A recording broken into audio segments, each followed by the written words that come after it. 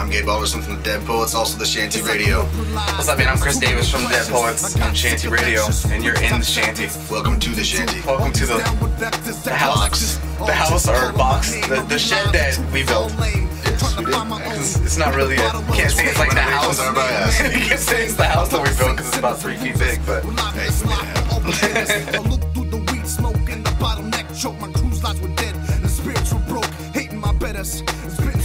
Well, really, like, how we started together was, I always started writing.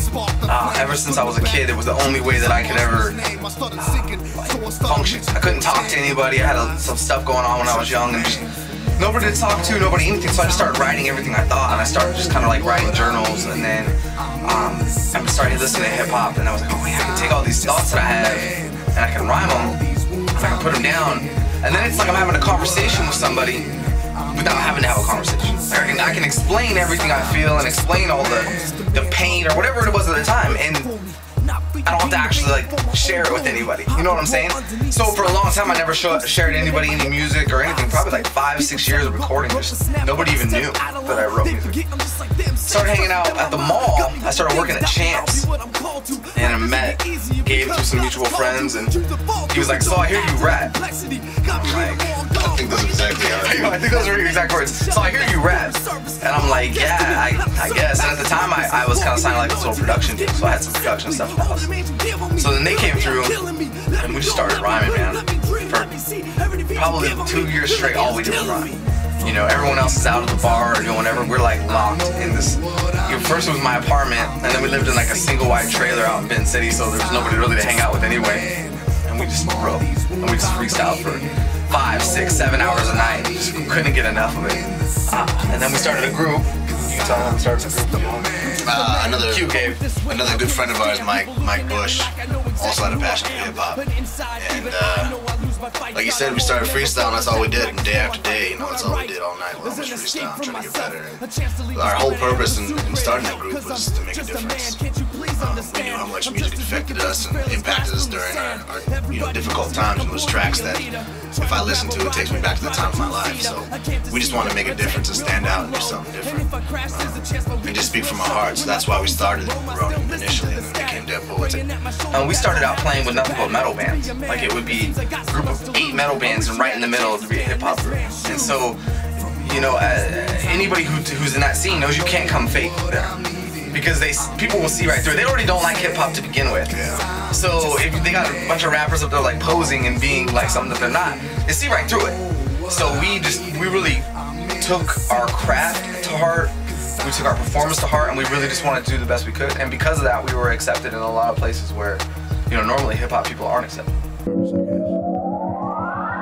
Always looking for answers on places. I think some of our major influences was like Wu-Tang, because of the whole group atmosphere, and knowing that every one of those MCs could spit, and so they always had to outdo each other. They always had to show up. So we kind of took that upon ourselves. Like, I come into a song, and if Gabe's written a verse for it, I know I have to come better than that. And then if I write for his, he knows he has to come. So we took a lot of that influence from Wu-Tang, of course, you know, Big, Tupac, those kinds of things. But I think, you know, a lot of our influences really were relationships. Like a lot of artists did. DMX was a big one for us. A lot of Tribe Called Quest, Far Side, Dilated Peoples. I mean, there's like a lot of the groups, we kind of took like little bits and pieces from them and trying to learn how to be a group. You know, you can have a collection of MCs that aren't a group. So we try to take that. I mean, now we're listening to a lot of Slaughterhouse. Listen to how they develop, how they go with each other, and like really studying music. You know what I mean? Not necessarily just, oh, I think this is cool. Like we really try to dig into it and understand what it is. And I think, you know, without really listening to a lot of MOP, like we took a lot of that from them. Yeah. Without really knowing it, because they are just raw. And that's what we were about. We were just raw. Like we're not refined, we're not Drake, we're not, you know, any of those other guys who were clean cut. We're just raw people. We're savages in our own way. And not a way that's a negative, but a savage and just we're just out there doing what we're doing. We're being who we are. And so that's how we even approached our music. I mean, we'll come up with a topic for a song or an idea, like, hey man, this is saying this to me, and I'll look at Chris and be like, hey Chris, this is what it's saying, what do you think? He's like, I like that. He'll take it in a direction that I wouldn't have thought of, and I'll take it in a direction that he wouldn't have thought of. And when Nate was involved, he would take it in a completely different direction, and we would come together and be a collection of thoughts and heartfelt words put together on tracks. When I know devotion's endless, spinning around so much I live in motion sickness. Mine's Garth Brooks. People would not expect me to jam country music, man, but I, to the depth of me, believe Garth Brooks is probably one of the greatest storytellers that we've ever had in music. So I think a lot of the way I write was influenced by Garth Brooks, which is funny. But for me, probably be Tool and Perfect Circle. I think Maynard's an amazing writer, especially coming from the place, if you know Maynard's history and what he went through as a young child. For him to express himself in a way that's not been said before, the way he said it was so unique, and the way he was just himself, was always inspiring to me, because he never bowed to anybody's pressure. Like, he took, when they initially got signed, like, he refused to sign to any major labels. He kept declining because he wanted to control what he was saying. He wanted to control how it's coming out. And that's how I feel about our music. You know, I want to control what we're saying, because I don't want to be anything that's twisted or manipulated in a way that I don't agree with, because I would just rather not.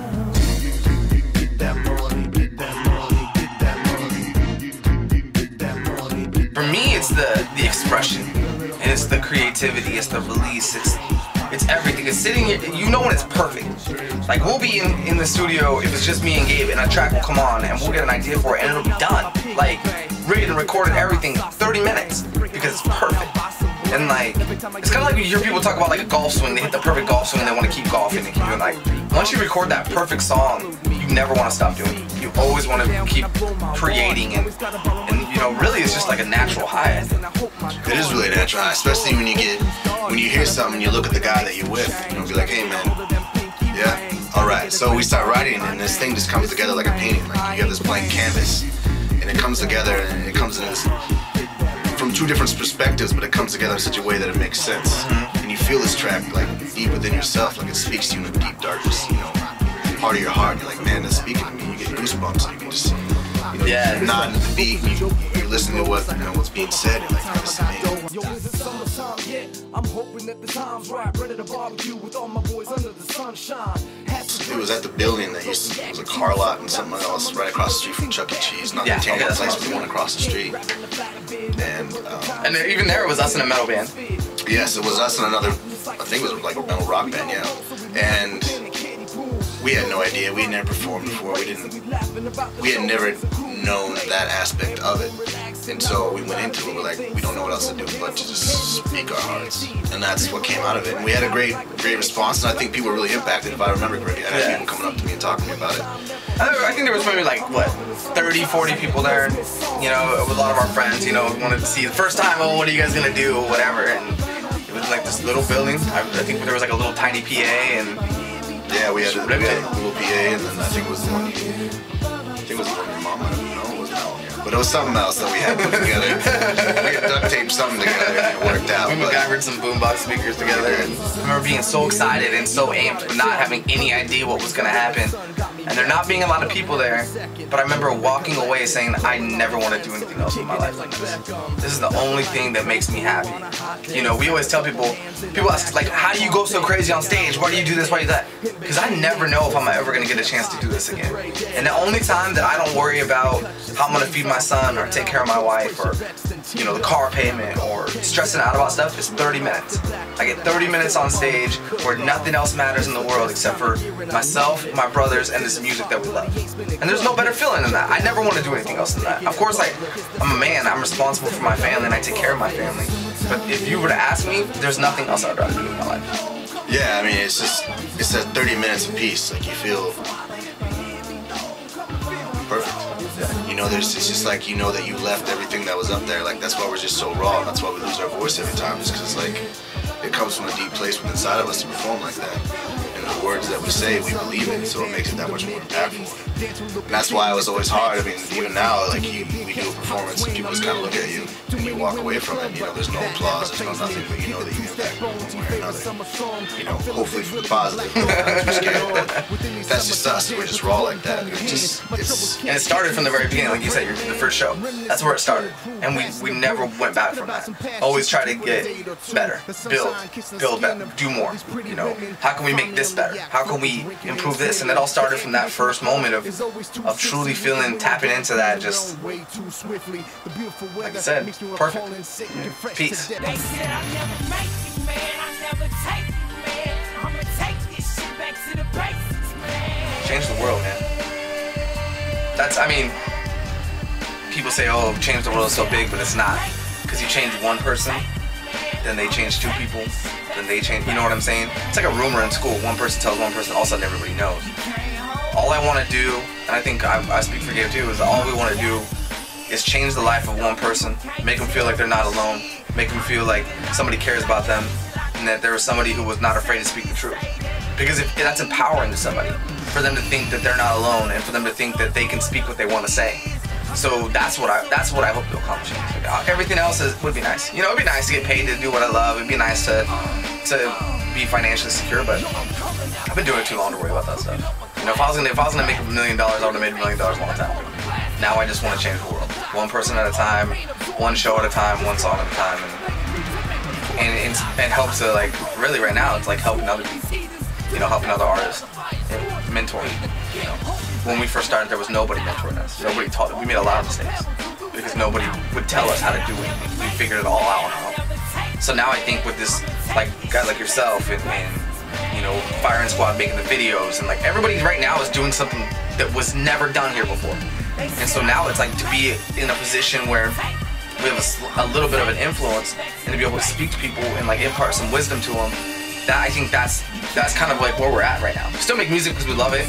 Still make music to try to change people, but it's even more so now like just influencing people and mentoring. That's really what it's about for us. I mean, you initially start out when you're young, you have all these young dreams, like these young impulses, like, oh man, I want to be rich, I want to be doing this forever, blah, blah, blah, blah. And then as you start to grind it out, you realize that money doesn't matter as much. You realize that fame doesn't matter as much. You realize that women don't matter as much. And you realize that it comes to the point where you realize the way I affect people and the way that I speak to people and the way that I help people matters more than all of this. Because I could be rich tomorrow and broke like MC Hammer the next day. You know, I could have thousands of women lining up. Spend it and all then on they're gone bands. tomorrow. What is it worth? It's worth nothing. So what is my legacy? Is it to impact people, or is it to make money? And it'd be nice if we could do both, but that reality hasn't set in for us yet. So we're just gonna keep doing what we're doing. We've always known to do it as long as it takes. You know, we'll keep making an impact until people are like, you get off, and even then we'll probably still be like, oh, we'll keep doing it. You know what I mean?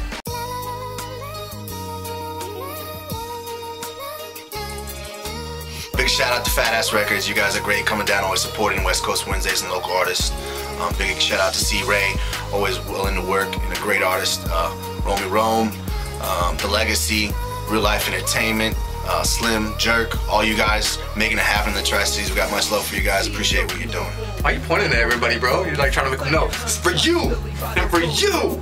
That's right. Gotta emphasize. Shout out to my man, Gabe. Shout out to Nate Kitsky, Bryson Foster, Seth Amphetamines, Mike Bush. Hey, just shout out to everyone who supports the Shaney Radio, supports what we're doing. Jason Dufault too. Yeah, big shout out to Jason. Big shout out to Fire and Squad. I'm trying to think of the people you didn't mention. Fire and Squad. Shout out to Miguel Ortiz for coming down and doing this. Shout out to everybody, man. Shout out to everybody. Big shout out to Black Rhino Records.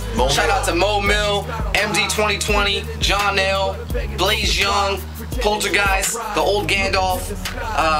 Anybody else? I'm sorry, I forgot you. Jangles. Big shout out to Bo Jangles. Big shout out to Jangles. And again, if we forgot anybody else, no offense. from the bottom of our hearts, sorry, we were put on the spot. Miguel's like, you only got 5 minutes.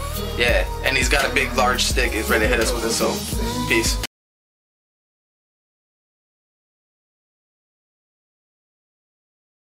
This is Dead Poets performing Just a Man for you guys. Oldie but a goodie, and it's from our heart, so we'll get in.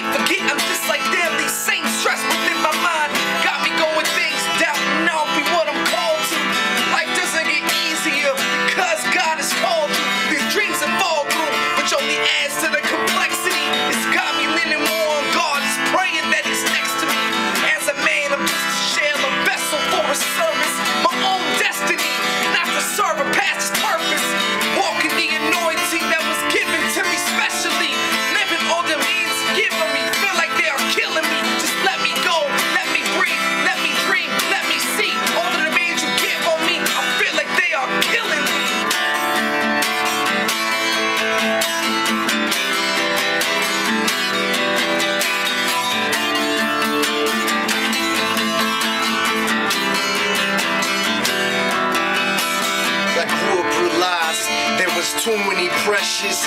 I got sick of lectures from preacher type sectors. I moved into all these downward vectors. Debt collectors, all just calling my name. I realized the truth was all lame. Trying to find my own, but the bottle wasn't tame. Trying to find my name, my man's doing the same. Cause I taught the saints, sinners, and losers with life in this life. We're all beginners. I looked through the weed smoke in the bottleneck choke. My crew's lives were dead and the spirits were broke. Hating my betters and spitting suicide letters. Thought I was on top, but I realized I was just a debtor. Then a man called my name, then sparked the flame. I stood in the back, but the truth is I marched in his name. I started sinking, so I started reaching for his hand. Cause I realized, just a man.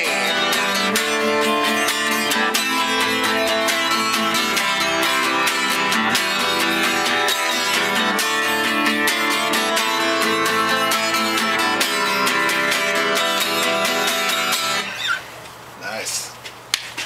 Sick, I like that. I know, I love doing stuff with